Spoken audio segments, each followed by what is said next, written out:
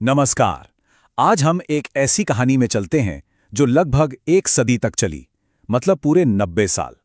ये कहानी है पहचान की, संघर्ष की और आखिर में जीत की। ये ऐतिहासिक यात्रा है झारखंड राज्य के निर्माण की। कहते हैं ना कि कैसे बहुत ज्यादा दबाव और वक्त एक मामूली से पत्थर को हीरे में बदल देता है। बस बिल्कुल वैसे ही दशकों के आंदोलन ने एक सपने को हकीकत बना दिया। तो चलिए इस 90 साल के लंबे सफर को परत दर परत खोलते हैं और देखते हैं कि यह सपना सच कैसे हुआ। देखिए, हर बड़ी कहानी ना एक छोटे से ख्याल से ही शुरू होती है। इस आंदोलन का बीज पड़ा था 1910 में ढाका छात्र संघ से, जिसे इस आंदोलन का जनक भी कहा जा सकता है। फिर देखिए, 1912 में क्रिश्चियन स्टूडेंट्स ऑर्गेनाइजेशन बना और 1915 में छोटा नागपुर उन्नति समाज। लेकिन असली मोड़ आया 1928 में। ये वो साल था जब साइमन कमीशन के सामने पहली बार एक अलग राज्य का प्रस्ताव रखा गया। ये सिर्फ एक मांग नहीं थी, ये पहली बार था जब इस इलाके की आवाज को राष्ट्रीय मंच पर सुना गया। यहीं से पहचान की वो पहली गूंज पूरे देश में फैलनी शुरू हुई। तो जो विचार अब तक एक बीज था ना, वो अब धीरे धीरे जड़ें पकड़ने लगा, संगठित होने लगा। इस दौर में 3 बड़ी धाराएं सामने आईं। एक थी किसानों के हकों के लिए बनी किसान सभा, दूसरी धार्मिक पहचान को एक साथ लाने वाली कैथोलिक सभा और तीसरी आदिवासी अस्मिता की सबसे बुलंद आवाज आदिवासी सभा। मतलब हर संगठन एक अलग पहलू को लेकर चल रहा था, पर सब मिलकर इस आंदोलन को मजबूती दे रहे थे। और फिर आया वो ऐतिहासिक पल, महाविलय का क्षण। यहां पर जो बात वाकई में बहुत दिलचस्प है वो ये है कि कैसे बिखरी हुई छोटी छोटी ताकतें एक हो गईं। साल था 1939।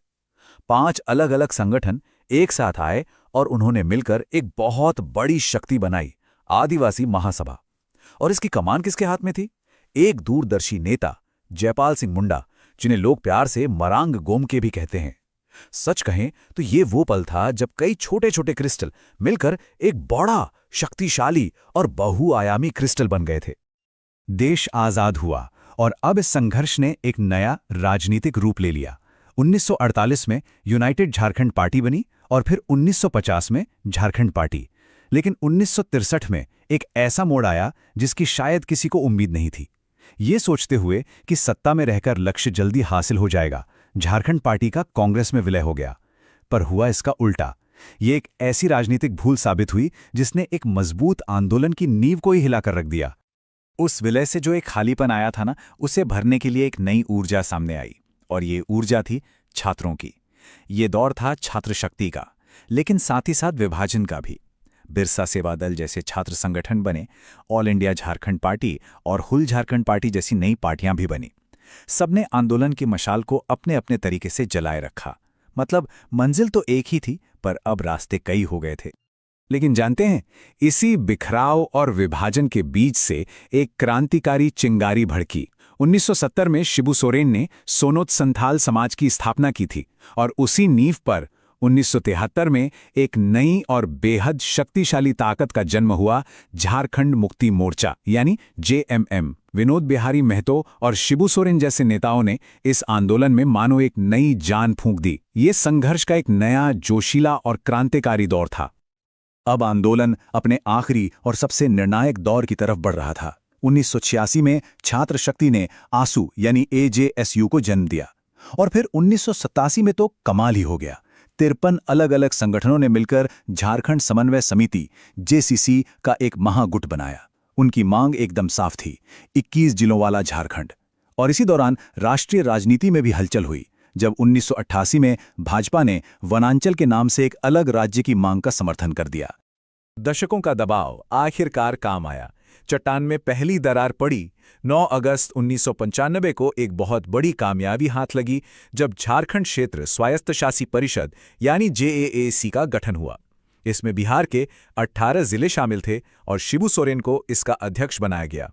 ये मंजिल नहीं थी, लेकिन मंजिल की तरफ एक बहुत बड़ा और ठोस कदम जरूर था। और फिर वो साल आया, साल 2000, जब सालों के संघर्ष की गूंज भारत की संसद तक पहुंची। यहां से तो घटनाएं इतनी तेजी से घटीं मानो कोई पहाड़ की चोटी फतह कर रहा हो। 25 अप्रैल बिहार विधानसभा से मंजूरी, 2 अगस्त लोकसभा में पास, 11 अगस्त राज्यसभा ने भी मुहर लगा दी और आखिरकार 25 अगस्त को राष्ट्रपति के.आर. नारायणन के हस्ताक्षर हो गए। सपना अब बस एक कदम दूर था। और फिर वो सुबह आई, वो ऐतिहासिक सूर्योदय, 15 नवंबर 2000, भगवान बिरसा मुंडा की जयंती का महान दिन। भारत के नक्शे पर 28वें राज्य के रूप में झारखंड का उदय हुआ। प्रधानमंत्री अटल बिहारी वाजपेयी के कार्यकाल में बिहार के 18 जिलों को मिलाकर बना ये नया राज्य उस हीरे की तरह चमक रहा था जिसे 90 साल के संघर्ष ने तराशा था। जोहार झारखंड, ये कहानी सिर्फ एक राज्य के बनने की नहीं है। ये उन अनगिनत वीरों के बलिदान, उनके समर्पण और उनके कभी ना टूटने वाले संघर्ष को एक सलाम है, एक नमन है, जिनके अथक प्रयासों ने इस सपने को सच दिखाया। ये कहानी हमें याद दिलाती है कि जब एक पहचान के लिए पूरी की पूरी पीढ़ियां लड़ती हैं तो इतिहास रचा जाता है।